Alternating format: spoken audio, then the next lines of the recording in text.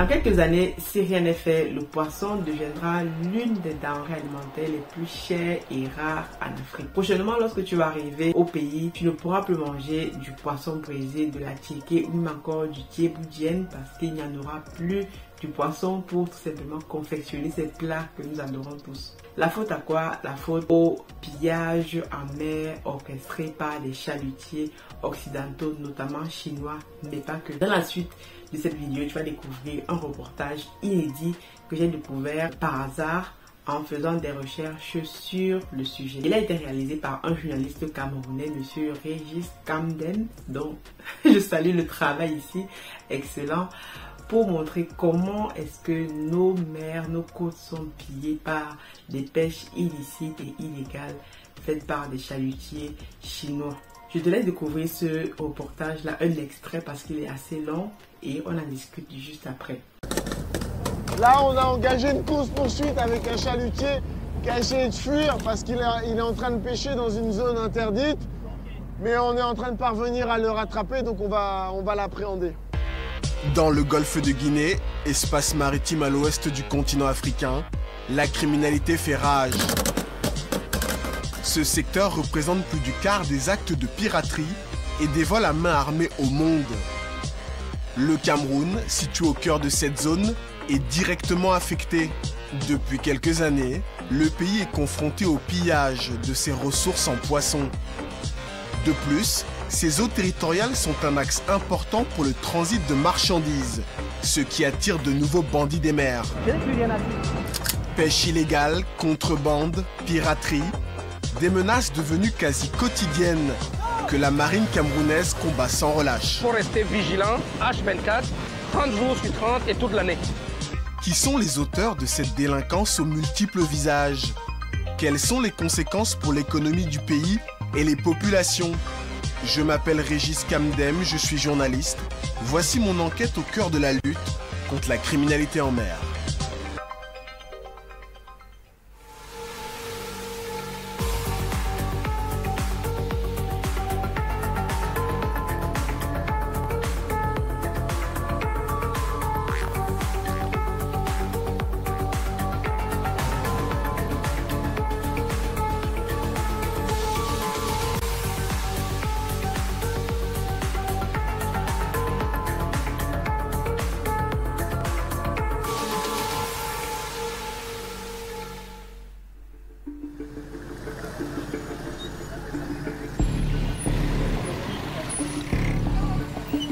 Le golfe de Guinée, à l'ouest de l'Afrique, englobe une douzaine de pays. Du Sénégal au nord, en passant par la Côte d'Ivoire, le Nigeria et l'Angola au sud. C'est l'une des zones maritimes les plus dangereuses au monde. Le Cameroun est situé en plein cœur de cet espace. Et depuis quelques années, ces eaux territoriales sont devenues l'un des foyers d'une criminalité multiforme. Je décide de commencer l'enquête au port de Douala. J'ai rendez-vous avec la Marine nationale pour une patrouille en haute mer. On a beaucoup plus de moyens maintenant que par le passé. Donc on a eu l'acquisition de beaucoup de moyens nouveaux. Des moyens nouveaux, comme ce bâtiment de 60 mètres. La Marine muscle sa flotte pour mieux surveiller ses eaux territoriales. Bonjour. Bonjour. Kamden. Enchanté. C'est le journaliste que nous attendons ici. Merci de nous recevoir.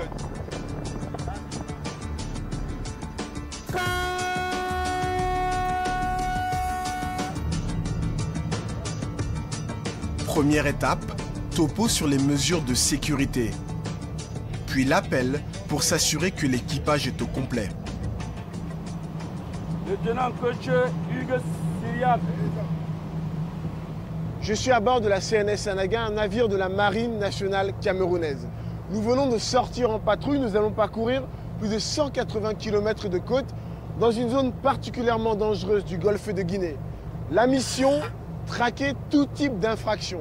Pêche illégale, piraterie en mer, contrebande de marchandises. Cap vers le nord-ouest, en direction de la péninsule de Bakassi, à la lisière du golfe de Guinée.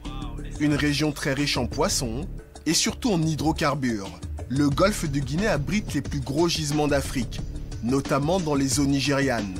La zone est ainsi devenue l'épicentre du piratage de pétrole.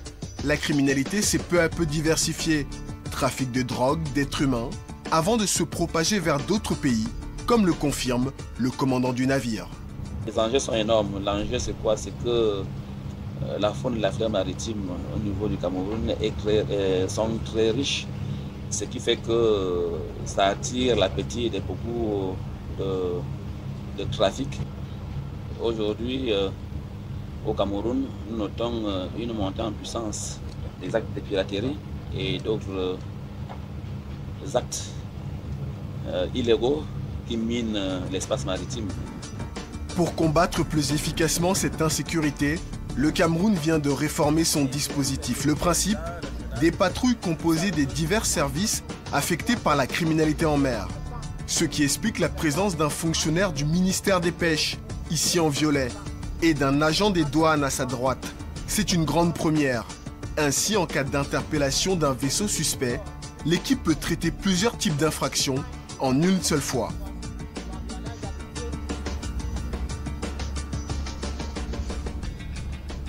Un membre de l'équipage vient de signaler au commandant un navire au comportement douteux. La réaction ne se fait pas attendre. Elle est verte. Mais là, on ne devait pas demander 24 mètres. Commandant, donc, on est sur le point de faire un raisonnement. Qu'est-ce qui a attiré votre attention justement? Pourquoi on va la raisonner ce bateau là-bas? Quand on voit son intention, il veut traverser le chenal. Donc, raison pour laquelle, c'est une zone interdite de pêche. Donc, c'est la raison pour laquelle nous devons partir pour voir exactement de quoi il est question. Mais s'il passait de manière inoffensive, il n'y a pas de problème parce que c'est une traversée normale. Mais là, maintenant, il passe de manière offensive en train de pêcher en raclant. Et comme je vous disais tantôt, ces gens-là sont très rusés parce que ça ne fait pas, ils ne sont pas des enfants de cœur. Parce qu'il y en a plein de chalutiers. On peut compter dans notre côte plus de 100 chalutiers qui pêchent de manière désordonnée. L'équipe de visite à son poste immédiatement. L'équipe de mise à l'eau de l'embarcation à son poste, l'équipe de visite. C'est le lieutenant de la marine, Nembot, qui va chapeauter la visite à bord du navire suspect. Ces hommes et lui sont armés, car l'opération peut être dangereuse. Équipe protection, donc vous allez embarquer en premier. En premier, vous embarquez, vous tenez en respect dans les membres de l'équipage. Une interpellation qui nécessite d'autant plus de prudence, car l'équipage peut tenter de déjouer notre vigilance. C'est la raison pour laquelle nous commençons par une phase d'observation. On voit déjà, et on voyait aussi un peu le comportement des membres d'équipage. Parce que parfois, il y a d'autres, surtout ils font dans le trafic de stupéfiants ou bien trafic de eau et autres. Quand ils vous voient, ils commencent à jeter les choses à l'eau. Oui. Vous avez déjà vu ça? Pas ici, mais dans notre pays, j'ai vu. Ils jettent des trucs à l'eau. C'est pour ça qu'il faut tout faire le tour. Quand ils jettent à l'eau comme ça, on part, on récupère, on prend en photo. Donc c'est très important de faire un tour d'abord du navire. Alors que les militaires donnent l'ordre de relever les filets, le fonctionnaire des pêches vient de constater une première infraction au niveau des filets.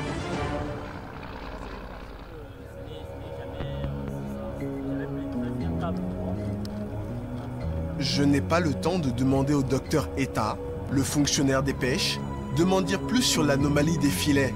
Nous recevons un message nous ordonnant d'abandonner la mission. À tous, là, on va d'abord geler dans cette mission. Donc là, il a commis une infraction et vous le laissez partir. En fait, la question doit être dans ce sens. La question doit être dans ce sens, c'est-à-dire qu'on laisse partir. Non, c'est bon, non, on part. On part. Oui, on part. En fait, Bon, il a de la chance, il s'en tire bien, ce bateau en infraction, puisqu'il ne va pas y avoir de contrôle à bord.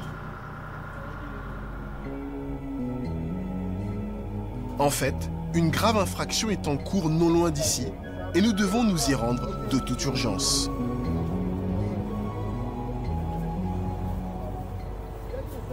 Il y a quelque chose que je ne comprends pas, commandant. Le fonctionnaire des pêches a constaté une infraction au niveau des filets. Pourquoi est-ce qu'il n'a pas pu monter à bord et faire son travail alors d'inspection? Nous devons atteindre un point bien défini dans lequel il y a beaucoup de choses qui pourront se passer et il faudrait qu'on atteigne ça à un temps bien défini aussi. C'est un problème de délai, un problème il y a des contraintes de temps. Et c'est ça qui fait également la difficulté, la complexe dans le cadre de nos missions en mer.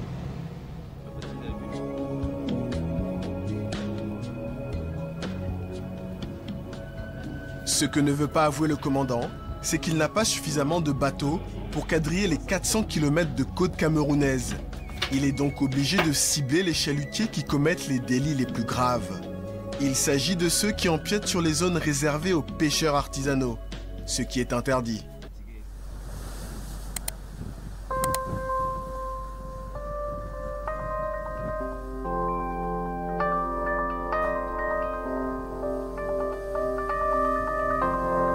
Pour en mesurer l'ampleur, je poursuis l'enquête à Limbé, au sud-ouest du Cameroun. C'est l'un des principaux ports de pêche artisanale. Limbé est une ville côtière bordée par l'océan Atlantique, réputée pour la qualité de son poisson. La pêche fait vivre une bonne partie des 90 000 habitants.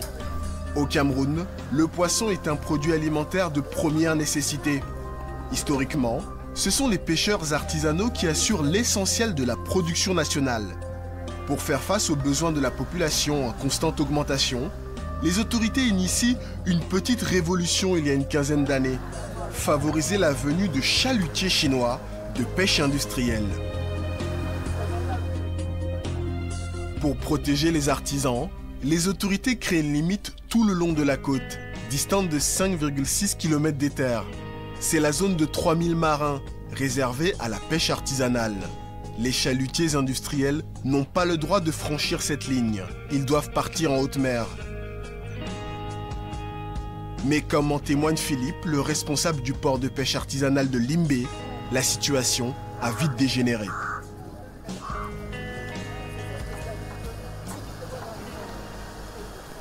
La venue de ces bateaux était de la bienvenue. Donc c'était ovationné. Mais alors, il y avait le revers de la médaille. Ils venaient pêcher comment? C'est cela dont on n'avait pas vérifié. Ils venaient pêcher quoi? Et de quelle manière? La méthode dont ils ont apporté n'était pas la bonne. Et on l'a constaté plus tard. Ils avaient déjà fait de gros dégâts. Car certains industriels vont vite enfreindre la loi. Pour maximiser leurs profits, les bateaux chinois traquent les endroits où le poisson est le plus abondant. Il s'agit des aires de reproduction, situées tout près de la côte, au cœur de la zone réservée aux artisans. Rapidement, les petits pêcheurs voient l'écosystème s'appauvrir. Leurs pirogues, qui peuvent contenir jusqu'à 100 kg de poissons, sont de moins en moins remplies. La semaine dernière, tu as attrapé combien de fois du poisson? La semaine dernière, 2 fois seulement. 2 fois. Tu vois par exemple une pêche comme celle-ci, elle ne peut être faite que 2 fois par semaine. Or, ils pêchent 6 jours sur 7. Si vous avez seulement 2 fois le poisson, ça veut dire que vous faites 4 jours n'ayant presque rien. Alors qu'avant? Avant, c'était chaque jour. Et parfois même des jours où on n'allait pas à la pêche. Où on décidait que parce qu'il y a déjà les clés sont pleines, alors là, on décidait de ne plus aller à la pêche. Pour laisser le temps aux femmes de pouvoir fumer le poisson et de le vendre. Ils utilisent des sonars qui leur permettent de voir les poissons à l'intérieur de l'eau. Ensuite, ils arrivent avec leurs gros filets et détruisent les nôtres au passage. Combien de fois par mois vous rencontrez ce problème avec les Chinois? 4 ou 5 fois par mois, ça dépend. On sait qu'ils sont dans le coin, alors qu'ils devraient être en haute mer. Beaucoup de nos pêcheurs, aujourd'hui pour avoir du poisson, peuvent naviguer à des très longs kilomètres, à l'approche même de l'île de Malabo pour aller chercher du poisson. Parce que les Chinois ont dépeuplé... Oui, ils ont dépeuplé toute la zone qui est de notre côté. Cette violation de leur zone réservée oblige de nombreux pêcheurs à abandonner la pêche, devenue moins rentable. L'État aussi subit des pertes financières, car les bateaux chinois vendent une partie de leur cargaison directement en mer, afin d'éviter de payer les taxes. C'est ce qu'on appelle le transbordement, une autre pratique illégale. Lorsque le bateau pêche, il doit venir accoster au bord. Après inspection de l'agent chargé à cet effet, il autorise, regardant les calibres de poissons, la vente. Et pendant la vente, on essaie de voir les statistiques en termes de tonnage de poissons. La taxe à la production est payée proportionnellement à la quantité de poissons que vous avez pêché. Quel est le montant par C'est kilo? 2 francs par kilogramme. D'accord. Donc un pêcheur de poissons reverse 2 francs par kilo pêché au ministère des Pêches. Au ministère des Pêches. 2 francs par kilogramme. Et donc quand un bateau chinois fait du transbordement, il y a un manque à gagner en recettes. Il y a un manque à gagner en recettes. Pour l'État. Oui, manque à gagner en recettes et manque en statistiques. Nous ne savons pas ce que nos eaux produisent en réalité. D'après le ministère des Pêches, ce manque à gagner peut atteindre 20 milliards de francs CFA certaines années.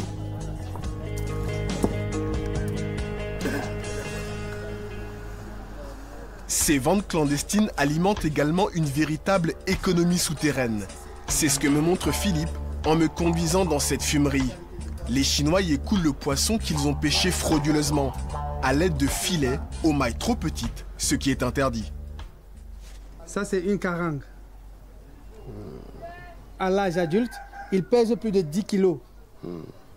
Déjà ici, il n'a même pas 20 grammes. C'est interdit à la pêche, bien sûr. Ça, ce sont les espèces encore immatures. Poisson ceinture à l'état mature. Il peut mesurer 1,5 m à 2 mètres. Or, ici, là, lorsque nous avons les ceintures de petite taille, ça, c'est la destruction. Or, si le filet était sélectif, il ne capturerait que les ceintures de taille critique, ça veut dire de taille marchande. La patronne des lieux, c'est Elena. Ça fait plusieurs années qu'elle s'approvisionne auprès des Chinois.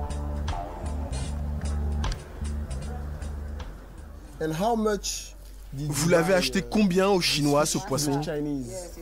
6 000 francs. Un sac, ça fait 20 kilos.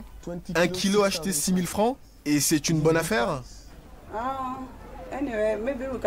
On le vend à 7 000 francs et on fait 1 000 francs de bénéfices. C'est ça notre business. Finalement, ce poisson acheté sur des bateaux chinois, ça alimente un marché noir. C'est un marché illégal. Et cela n'est pas connu des autorités. Les autorités ne sont pas au courant de ce marché. C'est un marché noir.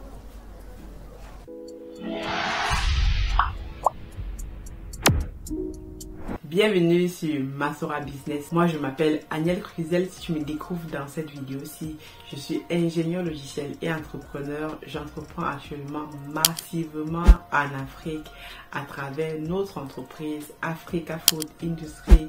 Nous sommes spécialisés dans la production et la transformation de poissons en Afrique. Demain après-demain, nous voulons être les leaders dans le domaine. Après avoir vu ce reportage-là, notre entreprise prend encore tout son sens. Tu vas le savoir, tu vas le comprendre dans ce qui va suivre. Dans ce reportage, j'ai relevé plusieurs points dont je veux qu'on débatte ici ensemble. Le premier point, c'est que il faut savoir que le golfe de Guinée est l'une des zones les plus poissonneuses au monde. Et le golfe de Guinée réunit plusieurs pays, c'est-à-dire le Cameroun, la République centrafricaine, le Nigeria, le Sénégal.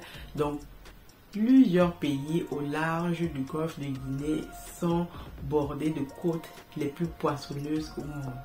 Et ce qui est paradoxal, c'est que actuellement le poisson est en manque. Dans plusieurs pays actuellement, vous allez voir, il y a manque de poissons parce que les pêcheurs artisanaux n'arrivent plus à vivre de leur art ou alors de leur métier. Parce que tout simplement, les zones réservées à leur pêche, à la pêche artisanale, sont envahies par des chalutiers occidentaux qui viennent avec des grands filets pêcher du poisson de façon illégale et derrière le revendre à des prix faramineux ou même encore le rapatrier dans leur pays. C'est vraiment une situation qui est terrible dans la mesure où actuellement en Afrique on a besoin de poissons. Tous nos plats sont faits à base de poissons et c'est encore un manque à gagner pour l'État. Il faut savoir que dans la majorité de nos pays, notamment dans le reportage, tu vas voir l'État définit en fait une zone, une bande qui est réservée uniquement à la pêche artisanale. Et même lorsqu'il faut pêcher, donc les chalutiers, ils ont l'obligation de pêcher un certain calibre de poisson. Ils ne peuvent pas pêcher n'importe quel type de poisson. Il y a un calibre qui est réservé. Justement, le but, c'est de ne pas finir, de ne pas épuiser les ressources halieutiques, de permettre comme ça le renouvellement des ressources halieutiques en mer. Mais actuellement, on constate que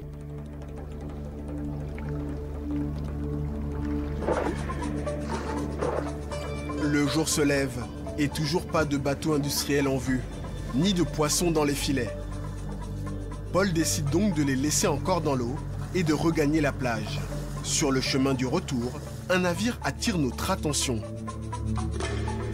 Paul pense qu'il s'agit d'un bateau chinois. Mais à l'approche, nous distinguons deux drapeaux africains. Je vois un drapeau nigérian et un drapeau camerounais. C'est donc une fausse alerte. Pourtant, en rebroussant chemin, nous apercevons sur l'embarcation un marin vraisemblablement chinois.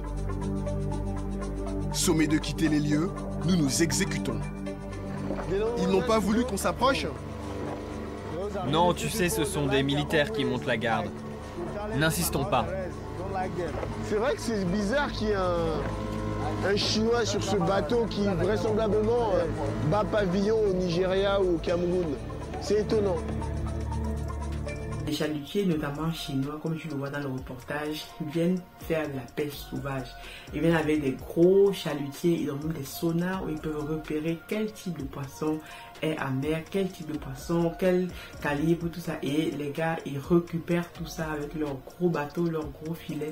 Même les petits poissons, ils récupèrent. Et tout ça fait en sorte que les petits pêcheurs qui arrivent derrière eux, même lorsqu'ils voient ces pêcheurs-là et tout, les gars, parfois, ils vont détruire leur filet parce que généralement, les pêcheurs, ce qu'ils vont faire, ils vont passer peut-être une journée, une nuit en mer à mettre leur filet.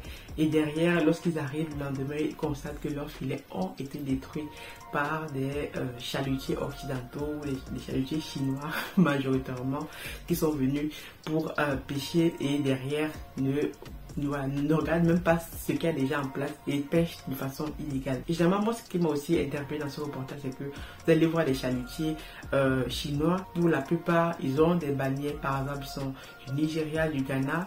On pense que ce sont des Africains qui sont derrière, mais lorsque vous regardez, ce sont des Chinois. Donc, ce qui fait que nous aussi, dans certaines mesures, nous sommes complices. Deuxième point qui fait vraiment très mal lorsqu'on voit ce reportage-là, c'est que les populations derrière ne peuvent plus manger du poisson comme elles avaient l'habitude avant. Non seulement les pêcheurs n'ont plus assez d'argent parce qu'ils ne vivent plus dignement de leur art, ils sont obligés parfois de faire de la contrebande, comme vous avez vu dans le reportage, la contrebande, de faire des choses illicites, mais derrière, ils n'arrivent plus à subvenir aux besoins de leur famille. Et derrière, c'est toute une population qui est réellement au chômage. Et l'autre point aussi qui m'a interpellé, c'est que l'État dans tout ça, donc l'État met des moyens, on a vu dans le reportage que l'État camerounais notamment met des moyens pour commencer à surveiller tout ça, mais les moyens sont encore très très limités, et ce qui fait que même lorsqu'ils attrapent un bateau, les sanctions sont très très moindres, sont très très faibles. On voit dans le reportage qu'il y a un bateau qui a été attrapé en flagrant délit,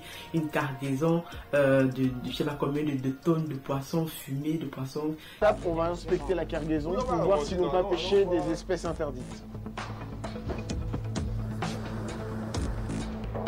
Pour cela, le fonctionnaire des pêches va prélever des échantillons de la cargaison. Je vais sortir un sac de poissons par hasard. Il est convaincu qu'elle contient des poissons de taille non réglementaire. Et l'inspection de la cale va lui donner raison. C'est à cause de ça, je voulais voir tout ça. Quand vous pêchez dans les zones de 3000 marines, vous avez toi obligé de ramasser les petits. La cale est pleine à craquer. Butin estimé, au moins 20 tonnes de poissons. Dernière étape, l'inspection des filets. La loi camerounaise exige que la taille des mailles soit supérieure à 70 mm, afin que les petits poissons puissent s'échapper, permettant ainsi le renouvellement des ressources. Mais là encore, il y a infraction. Les mailles sont 2,5 fois trop petites. Quel est le problème ? Qu'ils ont récupéré, ils pêchent en mer donc depuis peut-être 2-3 mois, alors que c'est interdit de faire des pêches assez longues. Et donc l'État est donc impuissant, même si les moyens sont mis aujourd'hui pour essayer de surveiller tout ça. L'État reste impuissant dans la mesure où ils n'ont pas assez de moyens pour surveiller tout ça. Vous voyez, 400 km de côte, c'est énorme. un seul État ne peut pas le faire seul. Donc ce qui est important ici, c'est aussi la coopération entre les États. Moi j'ai vu ça dans le reportage, la coopération entre les États qui fait en sorte que plusieurs États vont se mettre ensemble. C'est même ce qu'il faut faire, parce que les gens qui disent souvent que c'est la faute de X, Y, Z, c'est la faute de tel, un seul État ne peut pas tout simplement gérer ce problème, puisque on a les côtes les plus immenses au monde. Un seul État ne peut pas gérer tout ça. Donc le but donc de se mettre ensemble, plusieurs États se mettent ensemble, mettre leurs moyens ensemble pour lutter contre ce trafic-là, c'est une chose qui est super importante et ce qui est déjà en train de se faire, d'après ce que j'ai vu dans le reportage, mais il faut encore augmenter les moyens, si je puis dire. L'autre point, c'est que lorsqu'il y a des pêches illégales comme ça, non seulement l'État perd de l'argent parce qu'il n'y a pas de taxe qui est payée, parce que lorsque vous pêchez du poisson en haute mer, venez le débarquer au niveau du port, vous payez une taxe en fait au tonnage, au kilogramme. Et donc, qu'est-ce que les Chinois font eux? Ils vont pêcher du poisson en haute mer, ils vont le vendre en haute mer aussi. Il y a tout un marché parallèle, un marché noir qui est développé autour de ça. Ils vont le vendre en haute mer et derrière, l'État est défaillant. L'État est défaillant non seulement parce qu'il n'arrive pas à percevoir les taxes, il est défaillant non seulement parce qu'il ne sait même pas combien de poissons sont récupérés dans ses eaux tous les ans. Par exemple, j'ai vu un reportage au Sénégal où des tonnes et des tonnes de poissons étaient récupérés, étaient pêchés par des Chinois, des Occidentaux comme ça. Et les gars pêchent directement en haute mer et s'en vont avec, parce qu'ils ont des grands moyens, ils ont des grands bateaux et derrière on a des pirogues et tout. Vous n'avez pas fait la course avec entre un chalutier et une pirogue, donc entre ces deux-là, il n'y a pas match. Parce qu'il faut savoir que c'est un réel manque à gagner. D'après la Banque mondiale, c'est près de 750 milliards de déficit chaque année, milliards de francs CFA chaque année perdus à cause de la pêche illicite. Donc vous voyez que c'est un problème qu'il faut prendre à bras le corps. Comme je disais encore, c'est un problème que plusieurs États doivent se mettre ensemble pour gérer. Parce que si on est tout seul, quand on veut gérer ce problème-là tout seul, on ne pourra pas y arriver. Mais dans la suite de ce qui suit, donc je vais donc ici donner quelques pistes, parce que j'ai des personnes qui vont encore toujours venir en commentaire me dire oui, Aniel, c'est la faute de l'État, c'est la faute de nos présidents corrompus, c'est la faute des Chinois, c'est la faute de X, Y, Z. On sait que c'est la faute de ces personnes-là. Donc ici, le débat n'est pas de savoir c'est la faute de qui. La situation, on la connaît. Qu'est-ce qu'on fait maintenant à notre niveau pour juguler la situation? Comme je disais tout à l'heure, l'État lui seul ne peut pas régir ce secteur-là. Voici donc une idée de business pour ceux qui veulent se lancer. Comme dernièrement me disait, il est peut-être intéressant d'acheter un chalutier, un bateau pour aller pêcher. Donc, pour ceux qui ont les moyens de le faire, voici un business qui peut être rentable. Mais moi, je continue de penser que non seulement nous avons des déficits dans nos pays en termes de poissons, parce que très bientôt, dans quelques années qui suivent, qui vont arriver, dans 20-30 ans, je pense même que si on continue dans ce sens-là, à ne pas surveiller ça, on n'aura plus tout simplement de poissons dans nos mers. Parce que si la ressource est mal contrôlée, est mal gérée, elle ne peut pas se renouveler. Et donc, la pêche donc va devenir quelque chose de luxe. Et je pense même que le poisson pêché actuellement, il est super cher. Vous allez dans nos pays, par exemple à Limbé, demander du poisson pêché qui sort directement en mer, c'est très cher. Donc, l'une des solutions qu'actuellement mettent en place beaucoup d'autres États, que ce soit même les Chinois le font en Europe ici, c'est un pays en Afrique, c'est donc l'aquaculture, développer l'aquaculture dans nos pays, c'est vraiment la solution, parce qu'on ne peut pas compter seulement sur la ressource en mer pour nourrir nos populations. D'après les estimations, dans quelques années, dans 50 ans, en Afrique, on sera plus de 2 milliards d'Africains. Comment on va nourrir toutes ces personnes-là? Pas seulement avec des ressources en mer, parce qu'il faut savoir qu'en Afrique, le poisson est l'une des premières ressources les plus consommées. Donc tout le monde mange du poisson, quelle que soit votre votre religion, quel que soit votre régime alimentaire, tout le monde mange du poisson. C'est un aliment qui est très bon pour la santé lorsqu'il est bien produit. Je tiens toujours à le préciser, dans les bonnes conditions. Et donc il est donc urgent de développer d'autres techniques qui vont faciliter l'acquisition de ce produit. Parce que demain après-demain, si on n'a plus de poissons en mer, qu'est-ce qu'on va faire? Donc développer l'aquaculture reste donc l'une des meilleures solutions actuellement. donc la pisciculture qui est l'une des branches de l'aquaculture. C'est pour ça que nous, lorsqu'on a lancé l'entreprise Africa Food Industry, on s'est dit on veut être leader dans la production et la transformation de poissons, non seulement pour réduire les importations de poissons dans nos pays, mais c'est aussi, ça aura aussi un impact écologique, je veux dire. Parce que vous voyez bien que dans tout ces pêches en mer, tout ça, on dépense énormément de gasoil, énormément de kérosène, énormément de CO2 aujourd'hui. Voilà, on doit réduire nos émissions de CO2 et donc la pêche, donc par des moyens industriels comme c'est fait, ça pollue énormément. Donc aujourd'hui, on doit aussi s'allier, utiliser les moyens qui nous permettent d'être moins polluants et même le fait d'importer les poissons aussi, ça aussi, une empreinte carbone. Et aussi, le fait de développer la pisciculture permet donc de donner aussi de l'emploi aux jeunes, de développer tout un secteur, tout un écosystème autour du poisson. Non seulement comme nous on fait élever du poisson, on va transformer du poisson, donc on va créer des usines, on va même derrière le poisson, il y a d'autres business qui tournent autour. Donc quelqu'un qui ne veut pas se lancer dans le poisson, voici une astuce. Tu peux directement te lancer peut-être dans la production d'aliments pour poissons. Ça c'est super rentable, mais il faut savoir que même les aliments pour poissons, on utilise quoi? De la farine de poisson. Et la farine de poisson, pour faire 1 kg de poisson, je voyais dans un autre reportage, pour faire 1 kg de poisson, il te faut à peu près, je sais pas moi, peut-être 50 kg de poisson frais. Donc ça aussi c'est un secteur qui a de l'avenir. Peut-être on peut remplacer la farine de poisson par autre chose, parce que voilà, si on doit produire des aliments pour poissons où on doit encore utiliser beaucoup de poissons derrière en mer, qu'on n'aura plus dans quelques années, c'est problématique. Donc comme je disais, derrière le business de la pisciculture, tu as beaucoup d'autres centres d'intérêt, d'autres business que tu peux lancer. Donc il y a les aliments, ça revient. Je ferai peut-être une vidéo dessus pour montrer quels sont les business qu'on peut lancer autour de la pisciculture. Il y a le business des alevins, il y a le business par exemple transport, la logistique, parce que nous on a besoin tout le temps de transporter nos poissons pour aller les livrer à gauche à droite. On a le business de la transformation. Demain on est en train de réfléchir à notre prochaine usine de transformation. On aura besoin par exemple des chefs cuisiniers, on aura besoin des gens qui s'y connaissent dans le domaine, donc de plein d'autres choses autour, même de la commercialisation qui est le nerf de la guerre. Commercialiser du poisson, c'est tout un art et toute une réflexion, tout un mindset à avoir. Donc il y a beaucoup d'autres business derrière le business simplement de l'élevage de poisson. Si tu fais juste de l'élevage de poisson et tu vends réellement, tu es en train de perdre des parts de marché. Réfléchis à développer d'autres choses autour. Donc pour te dire qu'aujourd'hui le business de la pisciculture est un business tellement important pour nos pays, parce que lorsqu'on voit ce reportage pillage à mer, ça va continuer à se faire, parce que ce n'est pas aujourd'hui qu'on a découvert, ça se passe depuis des années. Mais il faut aujourd'hui que, comme nos États sont en train de le faire, continuer de mettre des moyens pour essayer de réduire ça, de combattre toutes ces contrefaçons, tout ce pillage illégal, mais derrière développer aussi des politiques d'élevage de poissons sur place. Moi aujourd'hui je préfère même parfois manger du poisson d'élevage parce que je sais comment il a été élevé, au lieu de manger du poisson produit en mer, pêché en mer, parce qu'aujourd'hui on sait très bien que le 7e continent c'est les mers avec tout ce qui s'y trouve, du plastique, etc.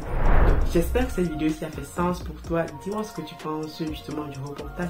Est-ce que tu penses que c'est pertinent de développer des alternatives telles que la pisciculture, l'aquaculture dans nos pays, ou alors nous devons continuer de pêcher du poisson en mer? Quand il n'y en aura plus, peut-être qu'on se tournera vers du poisson, je sais pas moi, produit par ordinateur, produit avec une imprimante 3D. Mais j'aimerais bien savoir ce que tu en penses. God bless.